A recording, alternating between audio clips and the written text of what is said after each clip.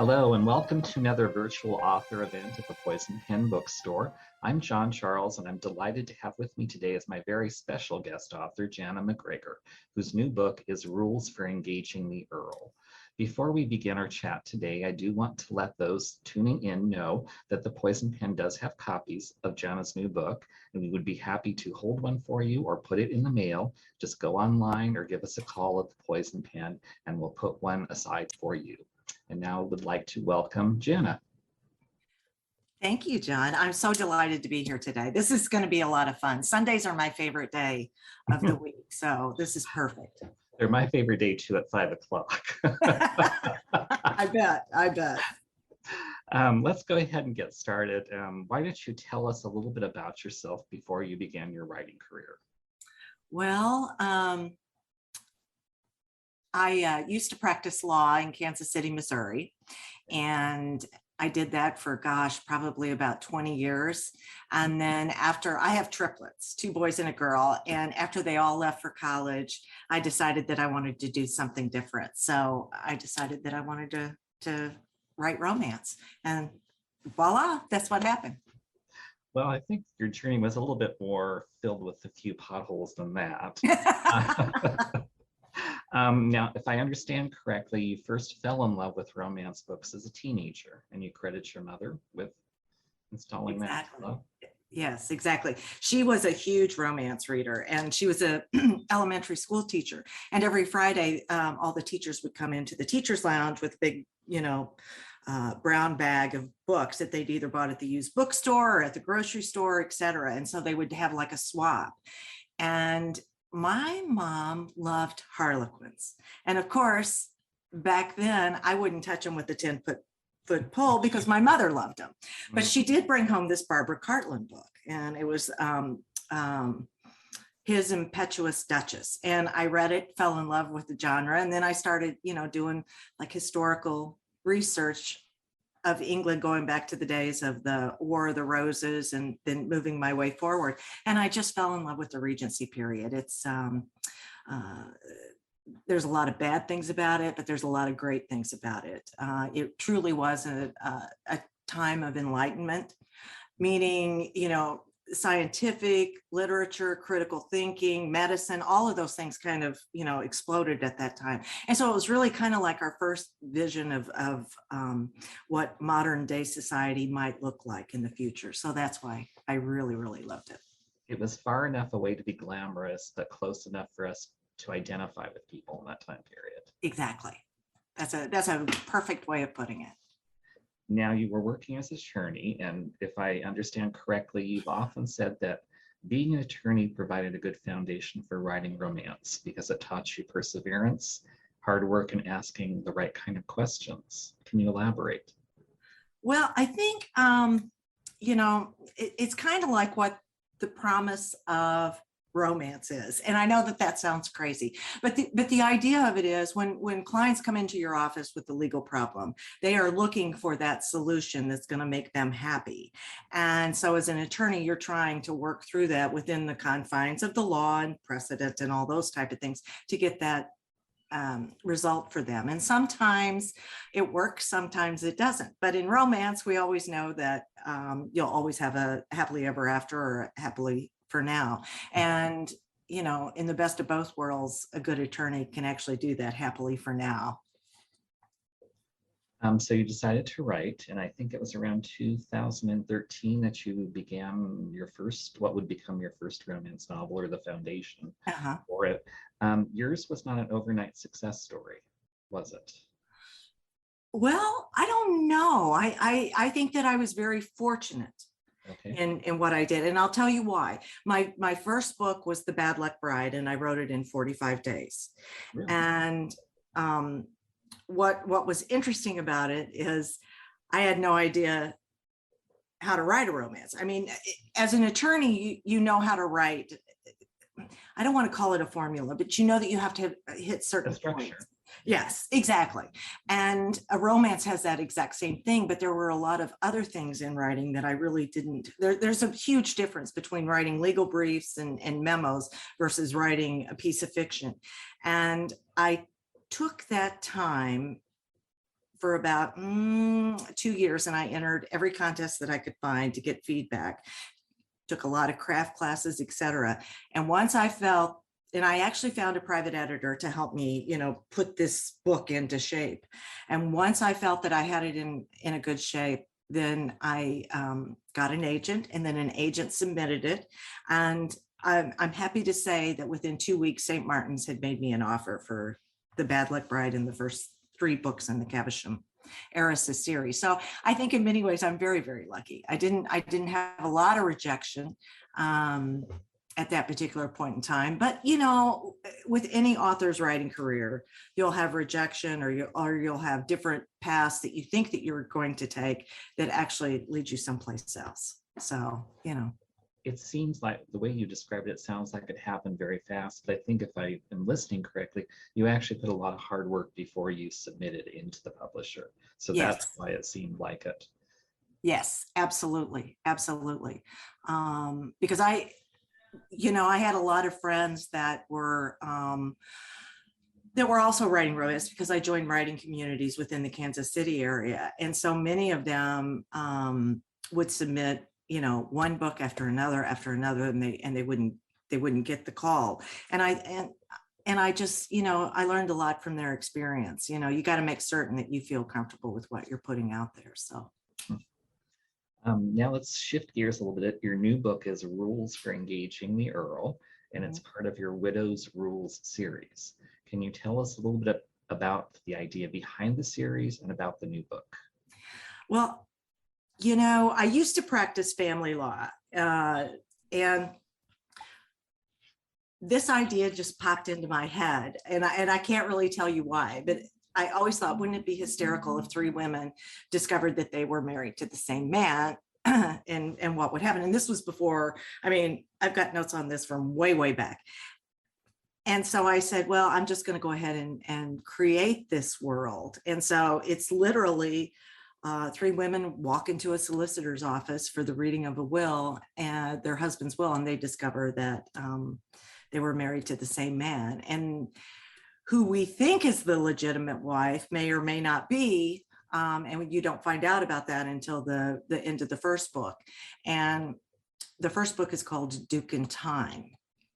And when the female protagonist, her name's Catherine, meets these women, she doesn't want to have anything to do with them. But then her companion, who's practically raised her, said, you could be one of these women. You could be in this exact same position. And Kat's a very empathetic person. And so she looks at these women and says, yep, I definitely could be. So they form this friendship, trying to decide where their lost dowries are, because this guy, this trigamist that married them, took all of their dowries. There's no money, nothing. And they're just left here with this scandal, and they're trying to rebuild their lives. And so that's what the concept of the entire series is. And there's actually an arc that goes through all 3 books. And I'm actually working on the last one in the series of what's happened to their dowry. So you'll find out what's happened to them in the 3rd book. Now, you mentioned your love for the Regency era. And what I love about the Widow's Rules series is you do kind of capture part of the kind of the glamour, the elegance of the Regency time period, but you also take readers in some unexpected places. We're not in London, we're in different parts of England. You're dealing with women who actually are involved in business. They're not just dancing at balls and shopping on Bond Street and all those other things. They're very real to people today because they have those kind of depth and nuances to them. Can you talk about why you wanted to explore, I guess, the other side of the Regency world? Well, I think I've always, it's a misconception that women didn't work during the Regency. Mm-hmm. And the fact of the matter is, when women married, no matter what class they were in, it was basically an economic decision. Because a single woman, even if she worked as a seamstress or as a vendor on the street, it was very hard for them to actually make a living. And of course, they didn't have any legal rights back then. Mm-hmm. And so it was to their benefit to marry. And I like to think that it's important to portray women not only as being, having their own agency and being independent and making their own decisions, but it's also to show that many of the problems that they had back then, we still have today. From the standpoint of being seen as equals, et cetera. But one of the and I do want to touch upon this, the misconception that women didn't work, particularly at the upper levels of society, is just dead wrong. It's just dead wrong. And, one of the famous people that I love to compare it to is Lady Jersey of the Almack's venue, where they would have these debutante balls and the doors locked at 11 o'clock, and it didn't make any difference whether you were Wellington. If you got there at 11:01, you weren't getting into the doors, which actually happened to the Duke. But Lady Jersey actually owned a bank back then, and nobody ever really talks about that.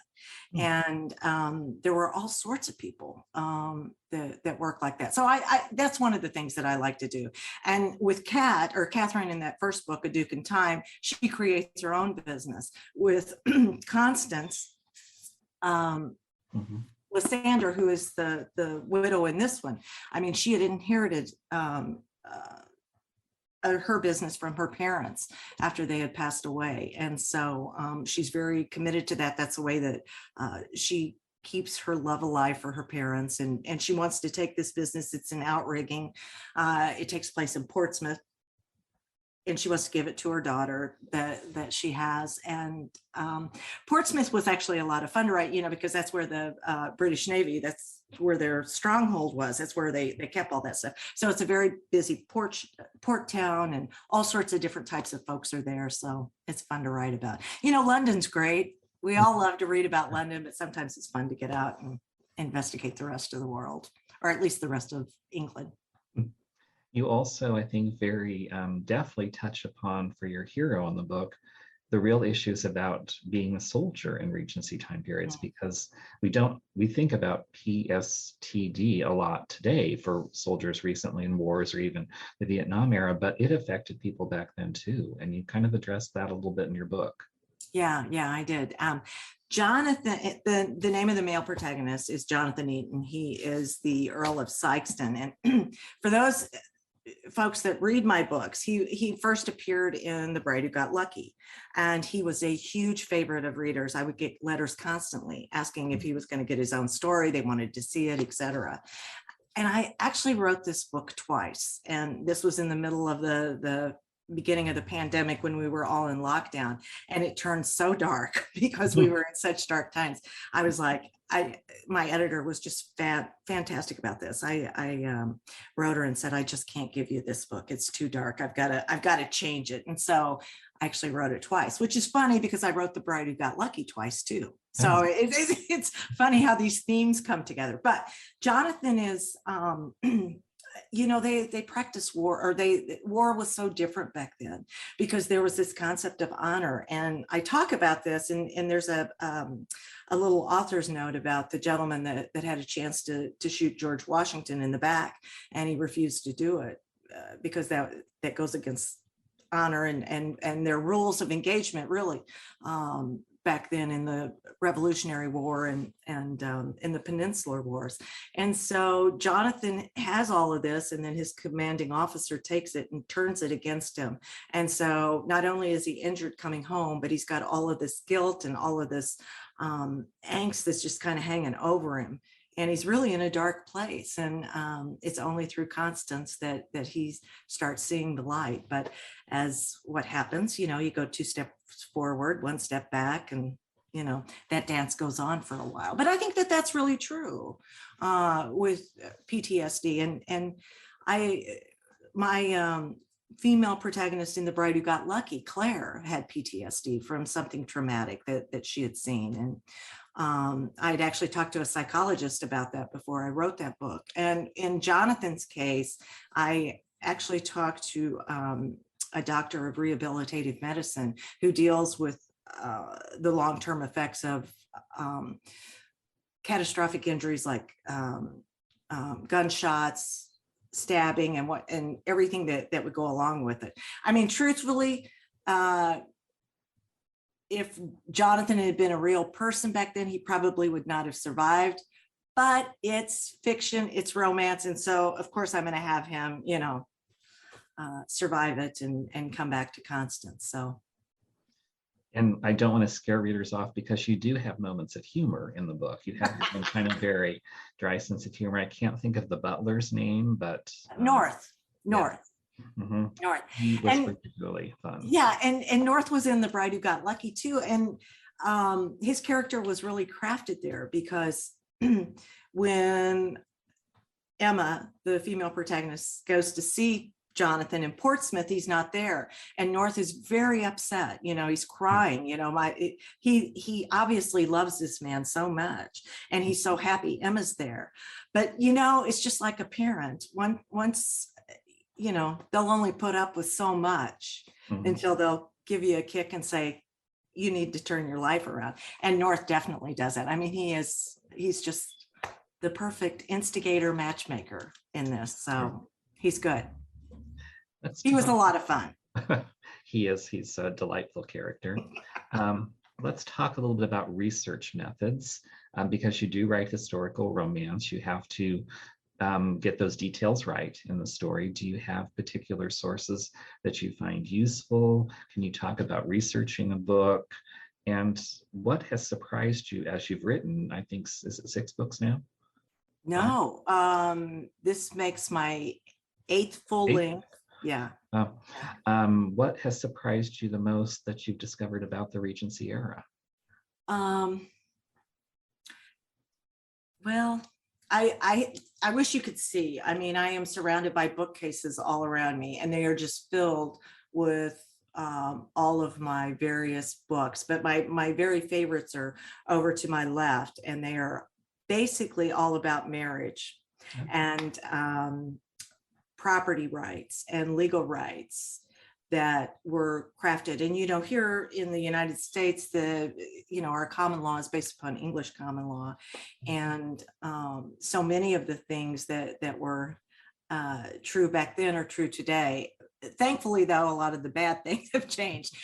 For instance, obviously, in marriage, a woman gave up all of her property, all of her rights, and it all came, I think what really is surprising to me was how much influence the church had back then, because I just didn't really believe, or I didn't realize the extent of it. But the church had taken the standpoint that based upon what had been taught from the Bible, that when a couple would join together in a union, they became one person, one entity. And so when the church said that, they expected all of the woman's rights to go into their husband's domain, and that included all their property rights. There was no such thing as divorce back then. I mean, there was divorce, but it was a very expensive endeavor, and it was only the wealthy that could really get into marriage, and it was always the woman that had to bear the brunt of that economic and social ruination. And that's kind of one of the points that when you look at today, it's gotten a lot better. But if there are children involved economically, I would say the vast majority of the women are the ones that suffer in a divorce economically. And so, some things never change, but a lot of things do change. So, we're moving on. But I think that's right. I was surprised because I was watching some show or something, and I did not realize, or maybe I was too young, but even up into the 1970s, women could not apply for a bank loan or own a home, or, I mean, all these things were tied into, you had to have a man. Right. Crazy, isn't it? Yeah. Now, rumor has it that you don't like to set any of your books in the years 1816 to 1817. Is there a particular reason why? Yeah, there was this huge volcano, and I forgot where it was. I want to say it was in the Southeast Asia. Yeah. This huge volcano erupted, and it was so large. The eruption was so large that all of that ash, kind of covered the world, and it really came into the UK into the British Isles, and it was called The Year Without Summer. And literally, there were crop failures because it never was warm enough for the crops to fully mature, which had devastating effects not only on the food supply, but economically there was nothing to trade, et cetera. And so it took a long time for that to happen. And I think it's just kind of, I don't know. I wouldn't want to have a year without sunshine or warmth or anything. So it's just kind of depressing. So I just don't even deal with it. Which is funny because I live in Minneapolis and we've had just constant cloudy weather here for a while. Yeah. Let's talk a little bit about series, because The Widow's Rules is your second series. Your first was the Cavendish heiresses. Now, for those listening in, series are a little bit different in romance world. You don't have to read things consecutively necessarily. Each book kind of does stand on its own, but there are connections between the books. When you're writing a series, do you always know how things are going to play out? Do you sometimes find yourself having to go back and rewrite things? Talk about writing a series from your author's perspective. Well, with my first series, that Caversham Heiresses, I knew that I needed to have a family because I did want it to be a 6-book series. And I created this family, a Duke and Duchess, and they had 3 children. And then they had to, in essence, adopted their niece who had lost their parents. So there were 4 kids there. And I had a villain in the first book that I knew that I wanted to write a redemption story for. So that's 5. So I'm messed up because if I wanted 6 books, I didn't have enough people. And so my very last book in that series, it's called Wild Wild Rake. It's about a virgin vicar who falls in love with this, kind of a grumpy Marchioness who's a widower, And I had to create in Rogue Most Wanted those characters because I was like, I don't have these people. So, well, actually, Devin Ferris showed up in The Good, the Bad, and the Duke, which was book 4. And he was kind of like a comic, just comic effect. And then it was like, oh my gosh, I need him. I really need him. And that was difficult because people are very opinionated about vicars and whether they like them or not. And I don't know that I'll ever tackle one of those again. Really? Yeah. I got mail from people saying that I should have made him more religious. I got email from people that said that it was too religious. And to me, that book was not religious at all. I mean, there was this concept of good and evil and why bad things happen to people, but I didn't think it was, like that. But yeah. So. What is your own, when you're approaching a book, what is your writing process like? Because I know for a lot of, especially mystery writers, you need to have your motive, your suspects and everything plotted out. So some of them are very detailed. Others are kind of, I'll start and see where it goes. Do you have your own approach? I do. I'm a huge plotter. And if you can tell, I'll kind of see if I can lift this up a little bit. That's my plotting board right behind. Oh, good heavens. Yeah. And so when I start a book or I'm writing a book, I go through and I try to outline everything that I can. Of course, some stuff makes it into the book, some stuff doesn't. Some new ideas, some new characters come in, and I think that's just part of the writing process. But whenever I get stuck, I mean, I've got good writing friends that I can call up and say, help, and they're right there. So I'm very fortunate. Now, in addition to all of your own projects, I was very impressed to find out that you had something else that you've been working on this year, a charity writing project called the Sunflower Season. Yeah. Can you tell us a little bit about that? It was, I came up in here, I'm just going to show you the picture of the thing. So it's a gorgeous cover. Yeah, it really is. And it was donated. Everything's been donated for this project. So all profits all proceeds will go to two humanitarian aid societies to help support women, children, and the elderly in Ukraine. But it's, I just got to thinking, and I contacted one of my friends, Annabelle Enders, and I said, hey, would you help me put this idea together? I think we could get something going on this. And she goes, sure, sure. Anne is an indie author. And so she's got all these wonderful tools that she knows how to, get on to Amazon and Barnes and Noble to put this stuff up. She does all of that kind of stuff. And then we came together and just asked, a lot of our friends, would you like to participate in this? And I mean, nobody said no. Nobody said no. And it's amazing. So we're very, very pleased with it. It releases June 7th. Over 70 historical romance authors are participating in it. So it's exciting.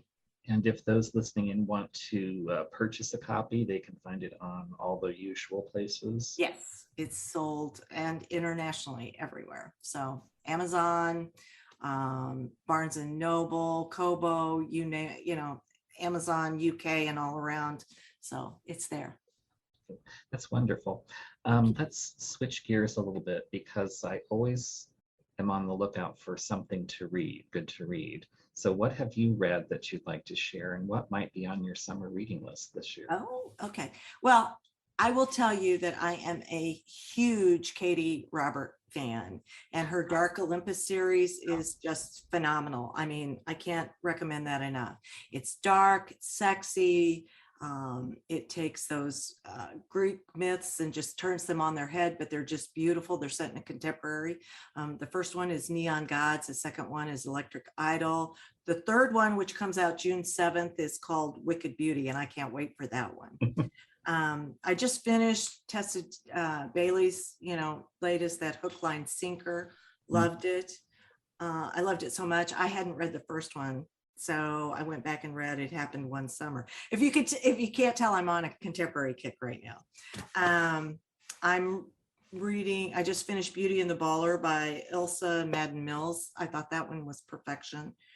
I'm currently reading Lorraine Heath's Girls of Flight City, and I just love it. Anything that Lorraine Heath puts out, grab it. She is just, the way that she writes, her language, the way she tells the story, it's perfection. So, and this is fun because it's a different, it's a women's fiction book, and it's set in World War II. So it's a little bit different than her regular things. What I'm looking forward to also is A Duke for Diana by my good friend Sabrina Jeffrey. She's awesome.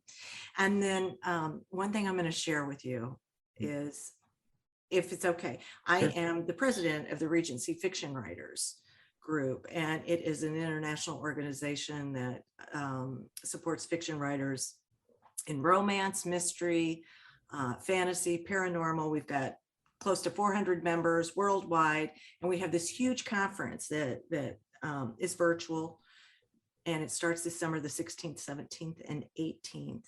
And we have several academics coming in. One of them is a gentleman by the name of Brian A. Garner, and he is a huge legal, well-respected legal researcher, writer, and he's actually the editor of Black's Law Journal, which, if anybody that's an attorney or deals with law knows that that's like the go-to, that you have to have that if you're doing any type of writing. But he wrote a book that's coming out in May called Taming the Tongue. And what he's done is that he does a study of how contentious grammarians were back in the 18th and 19th century, and how they fought and how grammar changed because of all of these things. So I'm really looking forward to that. And that, who knows, maybe that'll end up in a romance novel. That's a nonfiction book, I'm gathering. Oh yeah. Yeah. That sounds fascinating. Now, the Regency Fiction Writers Group, have they been around for a while? It used to be the old Beaumont of the RWA, Romance Writers of America, but it disaffiliated from the group in early 2020. Okay. And so this makes our third year being independent, and and doing this. So, and that's where I get a lot of my research from, because there's so many people there Yeah. that knows everything. If you need to find out anything about the Regency, or there's someone there that knows that particular subject. And if they don't know, they can tell you where to go to find out. Yes. So that's good. That's good. Now, what's next for you as an author? Can you share anything with us? Oh, sure. I'm finishing up the third book in the Widow Rule series is called How to Best the Marquess. And it's the story of the third widow, Beth Howell. And then the male protagonist is Julian Raleigh, who is the Marquess of Grayson. And he actually appeared in Rogue Most Wanted. So it's trying to tie all those series together. And I created a character in this last book that I think I'm going to take into a new series. I've actually written a book about his sister. So I'm going to take that and go into that area. And then I don't know, we'll see. We'll see what else is going on. So, I've got a lot of things in the fire. How can readers find out more about you and your books? Are you on particular social media platforms? You bet.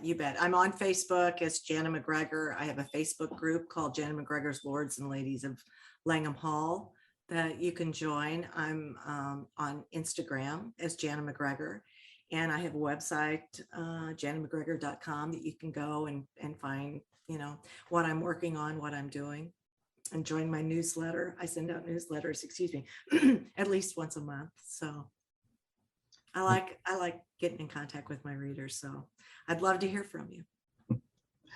Well, I can't believe we've already run through all of our time. You've just been a delightful guest. Janna MacGregor, her new book is Rules for Engaging the Earl. It just came out recently, I believe. On May 26th, or wait, April 26th. I know, days tend to blur. What's the matter with me? I can't thank you enough for taking time to join us. And for those listening in, thank you for attending another virtual author event at the Poison Pen Bookstore. Thank you, John. Appreciate it. Had a delightful time. Thank you. Hello. We hope you're enjoying our programs and podcasts with authors. We'd like to expand them, and your help would be appreciated. Please make a donation at poisonedpenfoundation.org. 100% of the proceeds will go to help connect authors with readers in this difficult time. Thank you.